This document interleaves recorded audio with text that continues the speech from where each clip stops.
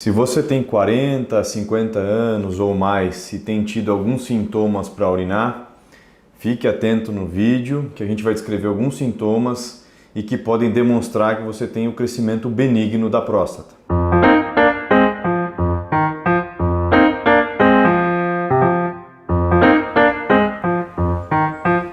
Olá, meu nome é Bruno Vedovato, sou médico urologista e hoje eu vou discorrer a respeito dos principais e talvez dos primeiros sintomas que um paciente desenvolve quando o problema é doença ou crescimento benigno da próstata. Então, de forma didática, até para explicar para os pacientes e a forma como a gente vê na literatura médica, os sintomas do crescimento benigno da próstata são divididos em sintomas de esvaziamento e sintomas de armazenamento. E muito se fala que os sintomas de esvaziamento, ou seja, que são aqueles na fase de micção, na fase no momento em que o paciente está realmente urinando, são os sintomas iniciais do problema, né? Uma fase mais precoce da doença. E os sintomas de armazenamento, ou também chamados de sintomas irritativos, são sintomas que vão se desenvolver numa fase talvez mais tardia do problema e demonstram já um acometimento aí da bexiga, um processo de remodelamento da bexiga, de mudanças na bexiga por conta da obstrução ao fluxo urinário que a próstata causou. Então, vamos aos sintomas. Então, sintoma número 1, jato fraco. Tá? Então esse é um sintoma frequente, geralmente um sintoma inicial, o paciente vem se referindo, falando, descrevendo que o jato está sem pressão, ele tem urinado de forma intermitente, ou seja, faz um pouco, para, não urina tudo de uma vez só, não tem mais aquele jato grosso, contínuo, como era antes. Tá? Então, a forma mais falada desse sintoma é que o jato perdeu pressão, isso muitas vezes é bem evidente, o paciente relata isso muito bem. Segundo sintoma muito frequente, esforço miccional. Então, o que é isso? É quando o paciente está precisando fazer prensa abdominal para conseguir terminar ou iniciar ou manter um fluxo urinário, a micção.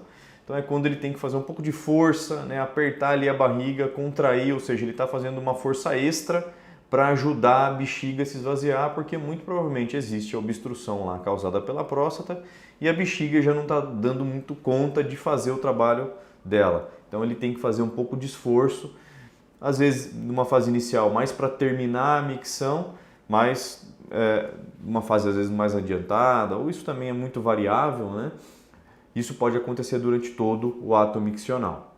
Terceiro sintoma, que é um sintoma que às vezes não é referido pela maioria dos pacientes, mas é um dos que mais incomoda, que é o gotejamento terminal. Então, o que é isso? São aquelas gotinhas chatas que depois que o paciente terminou de urinar, ele vestiu lá a cueca, vestiu a roupa e aí sente que ficou saindo algumas gotas ali, enfim, sujou a roupa, Então, isso é extremamente desagradável, às vezes deixa o paciente constrangido, com a roupa ali com mau cheiro, e isso também demonstra, pode demonstrar algum problema relacionado ao crescimento benigno da próstata. Por quê? Muitas vezes, por ter esse componente obstrutivo, um volume pequeno de urina pode ficar retido ali na região da uretra envolta pela próstata, que a gente chama de uretra prostática. E ao final da micção aquilo ali pode escorrer e gerar esse gotejamento, a saída dessas gotinhas aí. Então, esse é o terceiro sintoma. Quarto sintoma, sensação de esvaziamento incompleto. Então, o que é isso? Então, o paciente ele se queixa de que ele terminou de urinar, mas a impressão que ele tem é que falta ainda um golinho lá para fazer, falta um pouco de urina para ser feita. Ou o paciente faz e depois de 10, 15 minutos ainda vai lá e faz mais um tanto de urina. Então isso é uma outra queixa que demonstra que deve estar havendo algum prejuízo realmente do esvaziamento vesical, É um dos principais sintomas que a gente até aborda e avalia por exames complementares como o ultrassom, com aferição de resíduo pós-miccional. Então também é outro sintoma que muitos têm que ficar atentos. Então vamos agora para um outro grupo de sintomas, sintomas de armazenamento. Os primeiros 4 foram sintomas de esvaziamento, ou seja, sintomas obstrutivos, que a gente fala, tá? E agora a gente vai falar um pouquinho dos sintomas de armazenamento. Então, vamos a eles. Então, vamos ao quinto sintoma, a polaciúria. Então, a polaciúria nada mais é do que o aumento da frequência urinária durante o dia, tá? O paciente, então, passa aí muitas vezes ao banheiro, geralmente a intervalos menores que 2 horas.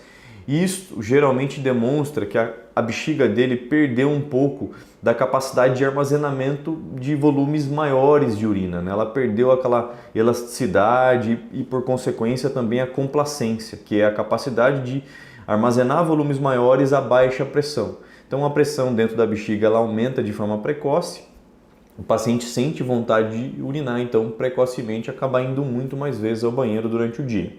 Sexto sintoma, e que até tem um vídeo exclusivamente sobre ele no canal, é a urgência miccional. É aquela vontade imperiosa, urgente de ter que ir no banheiro de uma hora para outra, né? Isso tem muita relação também com esse processo de remodelamento da bexiga, ou seja, essa bexiga ela se hipertrofia, né, de forma compensatória, e muitas vezes a inervação da bexiga fica de certa forma comprometida e esse paciente pode adquirir atividade involuntária do músculo da bexiga. De uma hora para outra, sem a vontade do paciente, a bexiga contrai e se não tiver banheiro perto, a chance do indivíduo perder ali algumas gotinhas ou até mais é grande, tá certo? Sétimo e último sintoma, que também é muito frequente e tem um impacto importantíssimo na qualidade de vida dos pacientes que o têm, é a noctúria, ou seja, o aumento da frequência urinária à noite, né?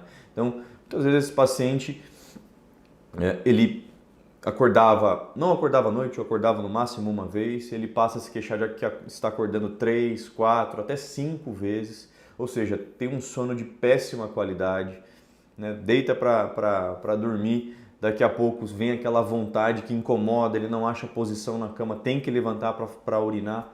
E isso também, seguindo o mesmo raciocínio do que eu descrevi nos sintomas anteriores, demonstra às vezes algum prejuízo da capacidade da bexiga de armazenar volumes maiores, tá? Então, esses são os principais sintomas, né, relacionados ao crescimento benigno da próstata. É claro, a gente até conversou recentemente numa live dos possíveis diagnósticos diferenciais, né, ou seja, do que outras coisas pode ser, né, se tratar e levar esse tipo de sintoma, mas nessa população, né, ou seja, homens acima de 40, 50 anos, que não tem nenhum histórico de problemas ou de manipulação do canal da urina, o principal diagnóstico responsável por estes sintomas é sim o crescimento benigno da próstata. Então, compartilhe esse vídeo, muitos têm avós, pais, o marido, às vezes você está percebendo que ele está tendo esse sintoma, ou você mesmo, numa roda de conversa, alguns amigos relataram isso para você. Então, espalhe essa informação, muitos não fazem nem ideia de que o crescimento da próstata pode ser o problema. Tá bom? Grande abraço e até o próximo vídeo. Tchau, tchau.